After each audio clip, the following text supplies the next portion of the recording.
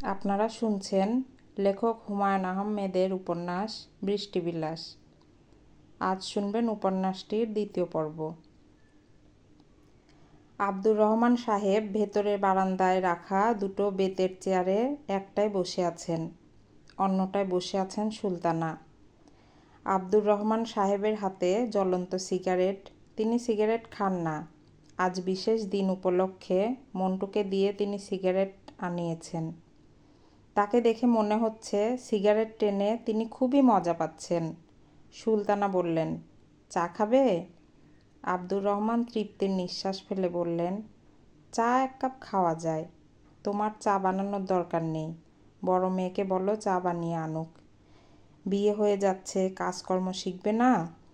সুলতানা বললেন, মেয়েকে আমি মরে গেলেও চুলার কাছে যেতে দেব না। বিয়ের পাকা কথা হবার পর মেয়েদের চুলার কাছে যেতে দেওয়া হয় না। তাই নাকি? অনেক নিয়মকানুন আছে। চুল খোলা রেখে বাইরে বের হওয়া নিষেধ, রাতে বিছানায় একা থাকা নিষেধ। বলো কি, জানতাম না তো। সুলতানা চা বানানোর জন্য উঠে দাঁড়ালেন। আব্দুর রহমান স্ত্রীর দিকে তাকিয়ে নরম গলায় বললেন, চা কিন্তু 2 কাপ আনবে। চা খেতে খেতে বুড়ো বুড়ি গল্প করি। মেয়ের বিয়ে হয়ে যাচ্ছে, এখন তো আমরা বুড়ো বুড়ি, তাই না? আর এশাকে একটু পাঠাও, ওর সঙ্গে কথা আছে। ওর সঙ্গে কি কথা? আছে, কথা আছে। সব কথা তোমাকে বলা যাবে নাকি?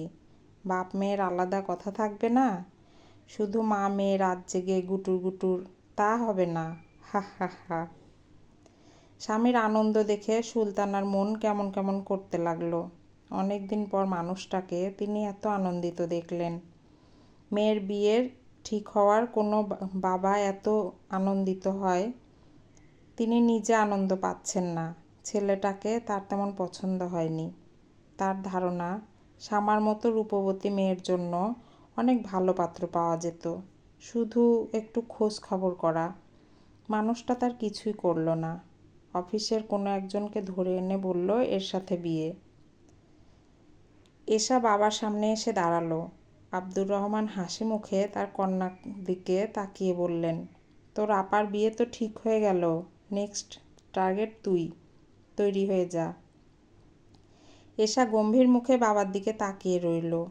বাবার হালকা রূপ দেখে সে অভ্যস্ত না, তার অস্বস্তি লাগছে। ছেলেটাকে কেমন দেখলি? ভালো। শ্যামা কি কিছু বলেছে ছেলে পছন্দ হয়েছে কি না? না, কিছু বলেনি। ও আছে কোথায়? দোতলায়। বাড়িওয়ালা চাচার বাসা থেকে কাকে যেন টেলিফোন করবে। আব্দুর রহমান টেলিফোনের কথায় নড়েচড়ে বসলেন। খুব আগ্রহের সঙ্গে গলা সামান্য নামিয়ে বললেন, এক কাজ করতো, পাঞ্জাবির পকেটে আমার মানিব্যাগ আছে। মানিব্যাগ খুলে দেখ, হলুদ এক পিস কাগজ আছে। কাগজে টেলিফোন নাম্বার লেখা। কাগজটা শামাকে দিয়ে দিস। Car telephone number? ওই ছেলের? হ্যাঁ, আতাউরের।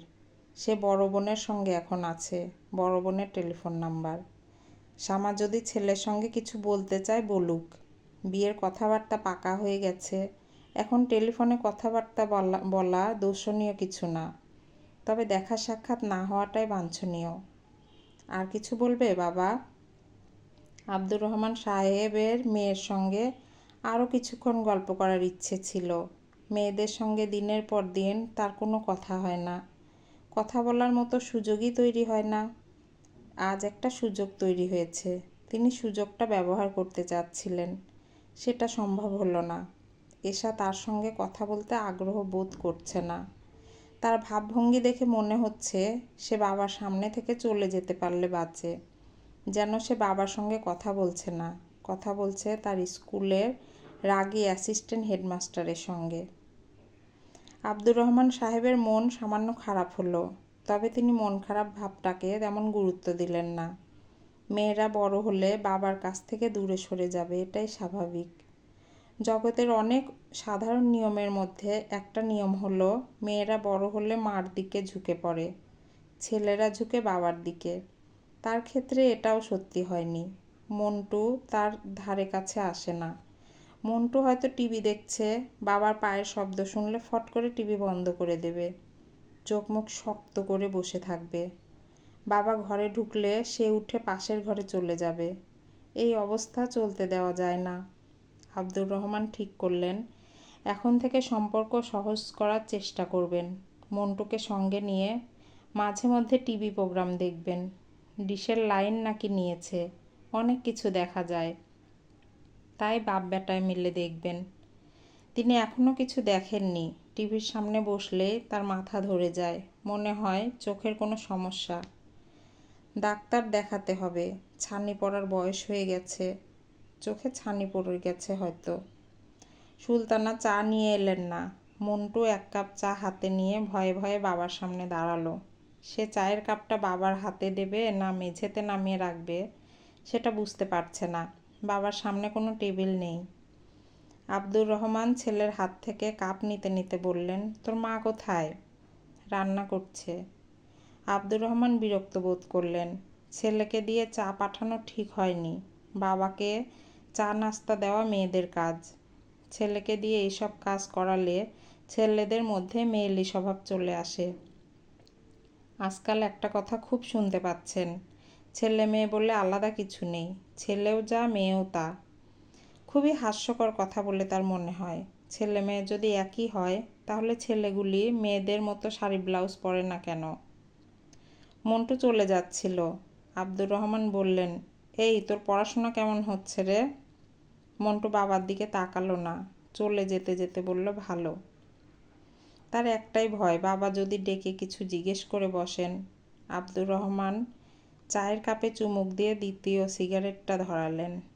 এবারের চা ভালো হয়নি, তিতা তিতা লাগছে। সিগারেট টেনেও মজা পাচ্ছেন না, মনে হচ্ছে ড্যাম সিগারেট।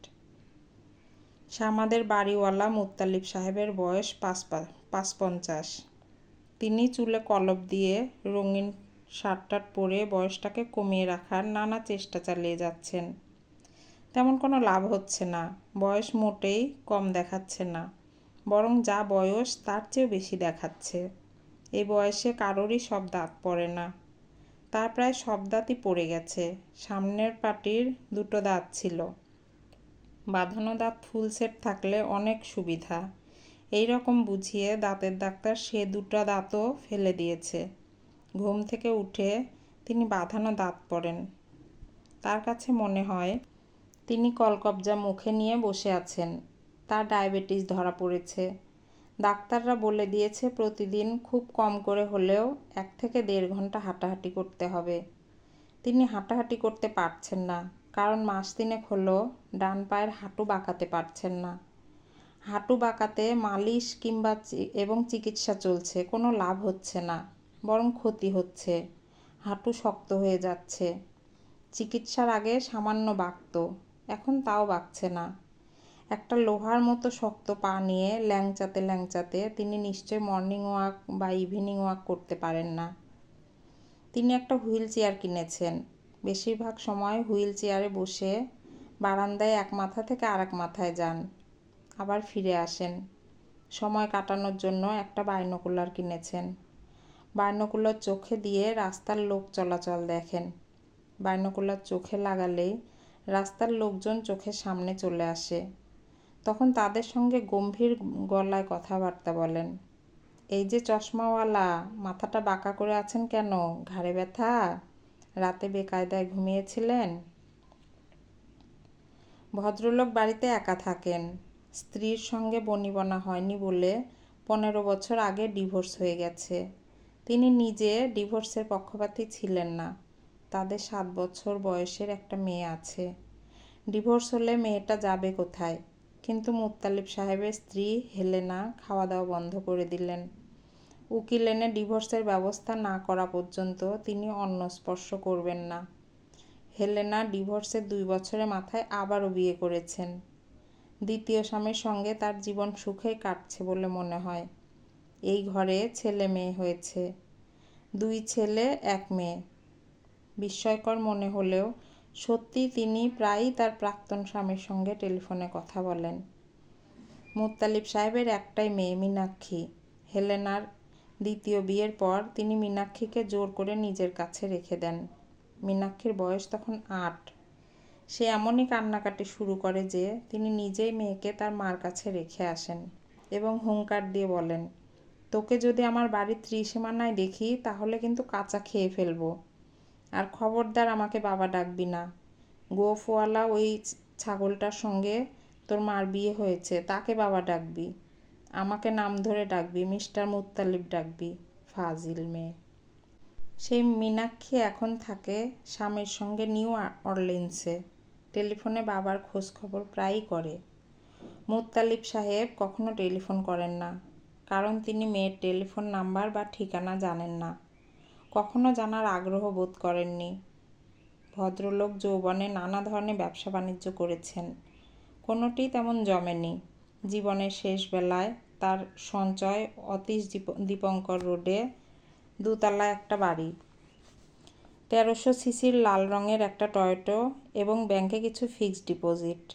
একসময় ভেবেছিলেন ফিক্সড ডিপোজিটের সুদের টাকায় জীবনটা কাটিয়ে দিতে পারবেন। এখন তা ভাবছেন না, প্রায়ই তাকে মূল সঞ্চয়ে হাত দিতে হচ্ছে। মুত্তালিব সাহেব শামা মেয়েটাকে অত্যন্ত পছন্দ করেন। কোনো এক বিচিত্র কারণে তিনি চান না তার পছন্দের কথাটা শামা জানুক। শামার সঙ্গে দেখা হলে তিনি তটস্থ হয়ে থাকেন। তার একটাই চিন্তা, অস্বাভাবিক মমতার ব্যাপারটা তিনি কিভাবে গোপন রাখবেন। তার ধারণা এই কাজটা তিনি অত্যন্ত সুন্দরভাবেই করছেন। বাস্তব সেরকম না। শামা ব্যাপারটা খুব ভালো মতোই জানে। বিকেলে শামাকে দোতলায় উঠতে দেখে তিনি ধমকের গলায় বললেন, টেলিফোন করতে এসেছিস? তোকে 100 বার বলেছি এটা পাবলিক টেলিফোন না। শামা বলল, টেলিফোন করতে আসিনি, আপনার পায়ের অবস্থা জানতে এসেছি। পায়ের অবস্থা কি? হাঁটু কি বাঁকা হচ্ছে না আগের মতোই আছে? মুত্তালিব সাহেব জবাব দিলেন না। শামা বলল, এরকম রাগি রাগি মুখ করে বসে আছেন কেন? মুত্তালিব সাহেব বিরক্ত মুখে বললেন, মাথা ধরেছে, তুই কথা বলিস না তো। তোর ক্যানক্যানে গলা শুনে মাথা ধরা আরও বেড়ে যাচ্ছে। তুই যে জন্য এসেছিস সেটা শেষ করে বিদায় হ। আমি কি জন্য এসেছি? টেলিফোন করতে এসেছিস? ত্রিনা ফ্রিনা কতগুলো মেয়ে বান্ধবী ভালো জুটিয়েছিস, বেয়াদবের এক শেষ। আপনার সঙ্গে কি বেয়াদবি করলো? রাত 11:30টার সময় টেলিফোন করে বলে, আপনাদের একতলায় যে শামা নাম, তাকে একটু ডেকে দিন তো। কোনো আসসালামু আলাইকুম নেই, কিছুই নেই। আপনি কি করলেন? খট করে টেলিফোন রেখে দিলেন? আমি বললাম রাত 11:30 বাজে, এটা আড্ডার সময় না, ঘুমাতে যাবার সময়। বিছানায় যাও, ঘুমাবার চেষ্টা করো। এটা বলে খট করে টেলিফোন রেখে দিলেন? খট করে রাখলাম না, যেভাবে রাখতে হয় সেভাবেই রাখলাম। তুই দুনিয়ার মানুষকে আমার টেলিফোন নাম্বার দিচ্ছিস, এটা ঠিক না। আর দেব না। যাদেরকে দিয়েছিস তাদের বলে দিবি কখনো যেন এই নাম্বারে তোকে খোঁজ না করে। আচ্ছা, বলে দেব। আপনি দয়া করে রাগে দাঁত কিরমির করবেন না, আপনার ফলস দাঁত খুলে পড়ে যাবে। শামা হাসছে। মুত্তালিব সাহেব ছোট করে নিঃশ্বাস ফেললেন। মেয়েটা খুবই সুন্দর করে হাসছে, দেখলেই মায়া লাগে। মুত্তালিব সাহেবের এখন বলতে ইচ্ছা করছে, শামা শোন, তোর বন্ধুদের বলিস টেলিফোন করতে, আমি তোকে ডেকে দেব। শামা বলল, চাচা, ডাক্তার যে আপনাকে বলেছে দেয়াল ধরে হাঁটতে, আপনি কি হাঁটছেন? না। আসুন, আমার হাত ধরে ধরে হাঁটুন। প্রতিদিন আমি আধা ঘন্টা করে আপনাকে হাঁটা প্র্যাকটিস করাবো। তার বদলে আমাকে কি করতে হবে? তার বদলে আপনি আমাকে আধা ঘন্টা করে টেলিফোন করতে দেবেন। ঠিক আছে চাচা? না, ঠিক নেই। আজ বিকালে তোদের এখানে কে এসেছিল? খাতাউর সাহেব এসেছিলেন। খাতাউরটা কে? এখনও কেউ না, তবে ভবিষ্যতে আমার হাজবেন্ড হয়ে আসরে নামতে পারেন, সম্ভাবনা উজ্জ্বল। মুত্তালিব সাহেব হুইল চেয়ারে সোজা হয়ে বসলেন। কনে দেখার মতো বড় একটা ব্যাপার ঘটেছে, অথচ কেউ তাকে খবরও দেয়নি। খবর পাঠালে তিনি কি উপস্থিত হতেন না? হাঁটুতে সমস্যা, তাই বলে হাঁটাহাঁটি তো পুরোপুরি বন্ধ না। ছেলে কি করে? বাবার অফিসে চাকরি করে। দেশ কোথায়? দেশ হলো বাংলাদেশ। কোন জেলা? গ্রামের বাড়ি কোথায়? জানি না। ছেলের নাম কি সত্যি খাতাউর? জি না, ভালো নাম আতাউর, তবে সব মহলে খাতাউর নামে পরিচিত। শামা আবার হাসছে। মুত্তালিব সাহেব শামার দিকে মন খারাপ করে তাকিয়ে আছেন। হাসি খুশি এই মেয়েটা বিয়ের পর নিশ্চয়ই তার কাছে আসবে না, সহজ ভঙ্গিতে গল্প করবে না। চাচা, আমি কি আজ শেষবারের মতো আপনার টেলিফোনটা ব্যবহার করতে পারি? আমার যে বিয়ে ঠিক হয়ে গেছে এই খবরটা বন্ধুদের দেব। মুত্তালিব সাহেব শার্টের পকেট থেকে টেলিফোনের চাবি বের করলেন। তিনি তার টেলিফোন সবসময় তালাবন্ধ রাখেন। শামা সব সময় খুব আয়োজন করে টেলিফোন করে। টেলিফোন সেটের পাশে ইজি চেয়ার, সেই ইজি চেয়ারে গায়ে এলিয়ে শুয়ে পড়ে। টেলিফোন সেটটা রাখে নিজের কোলে। কথা বলার সময় তার চোখ থাকে বন্ধ। চোখ বন্ধ থাকলে যার সঙ্গে কথা বলা হয় তার চেহারা চোখে ভাসে। তখন কথা বলতে ভালো লাগে। হ্যালো ত্রিনা। কি করছিলি? কিছু করছিলাম না, আচার খাচ্ছিলাম। কিসের আচার? তেঁতুলের আচার। খাবি? খাবো। শামা হাসছে, ত্রিনাও হাসছে। শামা তার বিয়ের খবরটা কিভাবে দেবে ঠিক গুছিয়ে উঠতে পারছে না। ত্রিনা বলল, 17 তারিখের কথা মনে আছে? মীরার বিয়ে। মনে আছে। বাসা থেকে পারমিশন করিয়ে রাখবি। আমরা সারা রাত থাকবো। খুব হুল্লোড় করব। জিনিয়া বলেছে সে তার বাবার কালেকশন থেকে 1 বোতল শ্যাম্পেন নিয়ে আসবে। দরজা বন্ধ করে শ্যাম্পেন খাওয়া হবে। সারা রাত থাকতে দেবে না? অবশ্যই দেবে, না দেবার কি আছে? তুই তো কচি খুকি না। আমাদের বাসা অন্য সব বাসার মতো না। কোনো কথা শুনতে চাচ্ছি না, যেভাবেই হোক পারমিশন আদায় করবি। আচ্ছা দেখি। তুই একটু ধর তো শামা, আমার হাতের তেঁতুল শেষ হয়ে গেছে, তেঁতুল নিয়ে আসি, 1 মিনিট। শামা টেলিফোন ধরে বসে রইল। ত্রিনা ফিরে এলো না। ত্রিনার সঙ্গে টেলিফোনে কথা হলে এ ব্যাপারটা প্রায়ই ঘটে। ত্রিনা কথাবার্তার মাঝখানে হঠাৎ বলে, 1 মিনিট ধর, আমি আসছি, আর আসে না। ত্রিনা কি এটা ইচ্ছা করে করে? যাদের সঙ্গে তার কথা বলতে ইচ্ছা করে না তাদের সঙ্গে এ ধরনের ট্রিক্স করে? আব্দুর রহমান সাহেব 10টা বাজতে ঘুমোতে যান। আজ ঘুমোতে গেলেন 11:30টায়। হিসেবের বাইরের 1.5 ঘন্টা কাটালেন টিভি দেখে। কোনো একটা বাংলা চ্যানেলে বাংলা ছবি হচ্ছিল। মাঝামাঝি থেকে দেখতে শুরু করেছেন। দেখতে তেমন ভালো লাগছে না, আবার খারাপও লাগছে না। তার ইচ্ছে করছিল স্ত্রী এবং ছেলে মেয়ে সঙ্গে নিয়ে ছবি দেখেন। সেটা সম্ভব হলো না। মন্টু বলল তার পরীক্ষা, সে টিভি দেখবে না। এশা বলল সে বাংলা ছবি দেখে না। শামা বলল তার মাথা ধরেছে। তিনি একা একাই টিভির সামনে বসে রইলেন। সিনেমার গল্পে মন দেবার চেষ্টা করলেন। বড়লোক নায়ক গাড়ি অ্যাক্সিডেন্ট করে অন্ধ হয়ে গেছে। তার সেবা শুশ্রূষা করার জন্য অসম্ভব রূপবতী এক নার্স বাড়িতে এসেছে। নার্স ছেলেটির প্রেমে পড়ে গেছে, অথচ ছেলেটির জন্য এক প্রেমিকা আছে। গল্পে নানা ধরনের জটিলতা। এর মধ্যে নায়কের এক বন্ধু আছে যার প্রধান দায়িত্ব হাস্যকর কাণ্ডকারখানা করে লোক হাসানো। যেমন সে ফ্রিজের ভেতর ঘাপটি মেরে বসে থাকে। কেউ ফ্রিজ থেকে পানির বোতল আনতে গেলে সে নিজেই হাত বের করে বোতল তুলে দেয়।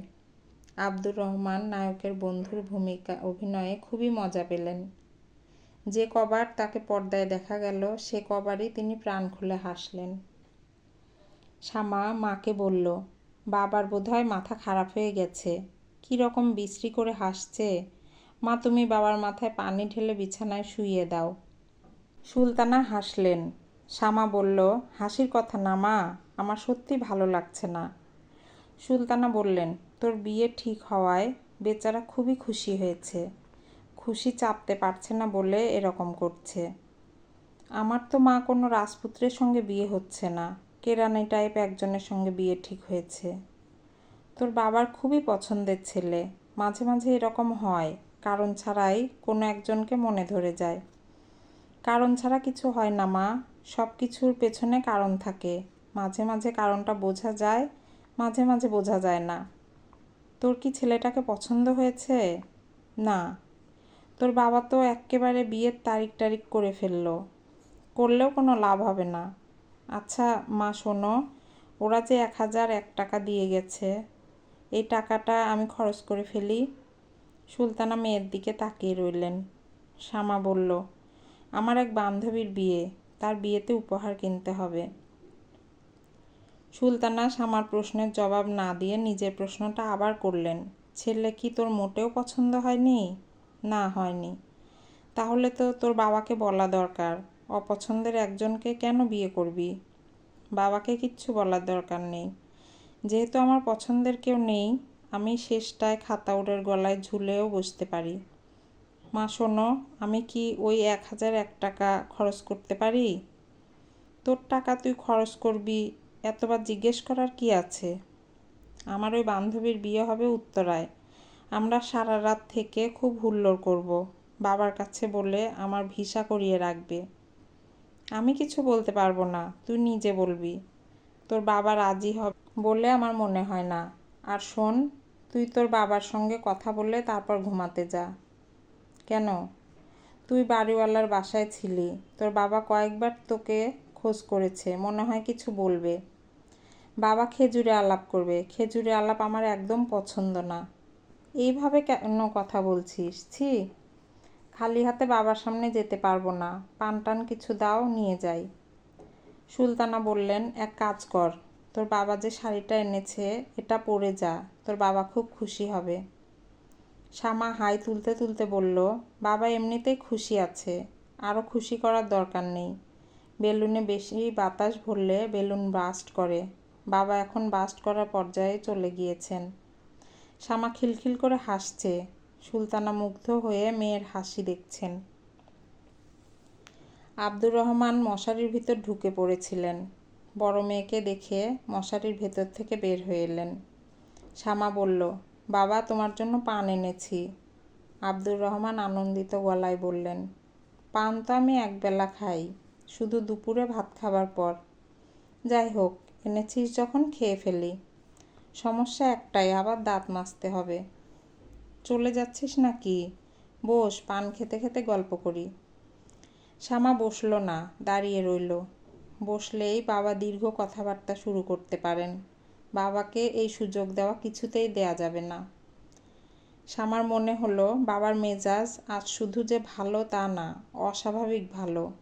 বান্ধবীর বিয়েতে সারা রাত কাটাবার অনুমতি নিতে হলে আজই নিতে হবে। এরকম সুযোগ আর পাওয়া যাবে না। আব্দুর রহমান পান মুখে দিয়ে বললেন, এশার কাছে একটা টেলিফোন নাম্বার আছে, আতাউরের নাম্বার। যদিও বিয়ের আগে মেলামেশা মোটেও বাঞ্ছনীয় না, তারপরেও বিশেষ যদি কিছু জানতে চাস। শ্যামা বলল, কিছু জানতে চাই না। আব্দুর রহমান বললেন, বিয়ে শাদী পুরোপুরি ভাগ্যের ব্যাপার। অনেক খোঁজ খবর করে বিয়ে দেবার পর দেখা যায় বিরাট ঝামেলা। স্বামী তেল আর স্ত্রী জল, ঝাঁকাঝাঁকি করলে মিশে, আবার ঝাঁকাঝাঁকি বন্ধ করলে তেল জল আলাদা হয়ে যায়। শ্যামা বাবার দিকে তাকিয়ে আছে। আব্দুর রহমান হড়বড় করে কথা বলেই যাচ্ছেন। তার মুখ থেকে পানের রস গড়িয়ে সাদা গেঞ্জিতে পড়ছে, থুতনিতে রস লেগে আছে। তিনি তেল জল বিষয়ক কথাবার্তা বলেই যাচ্ছেন।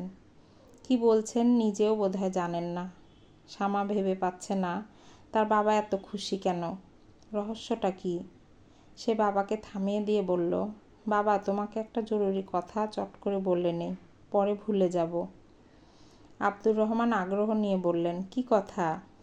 আমার এক বান্ধবীর বিয়ে, মীরা নাম, উত্তরায় ওদের বাড়ি। আমরা সব বন্ধুরা দল বেঁধে বিয়েতে যাচ্ছি। মীরা বলে দিয়েছে আমাদের সারা রাত থাকতে হবে। থাকবি? বন্ধু বান্ধবের বিয়েতে মজা না করলে কার বিয়েতে করবি? তোর বিয়েতেও ওদের সবাইকে বলবি, গায়ে হলুদের পর থেকে সবাই যেন থাকে। একটা ঘর তোর বন্ধুদের জন্য ছেড়ে দেব, মেঝেতে টানা বিছানা করে দেব। ঠিক আছে রে মা? শ্যামা বলল, ঠিক আছে বাবা। আজকের পত্রিকা পড়েছিস? হ্যাঁ। ইদানিং সব পত্রিকায় নতুন একটা ব্যাপার হয়েছে, কার্টুন ছাপা হচ্ছে। বেশিরভাগ সময়ই খুব ফালতু টাইপ, মাঝে মাঝে আবার খুবই ভালো।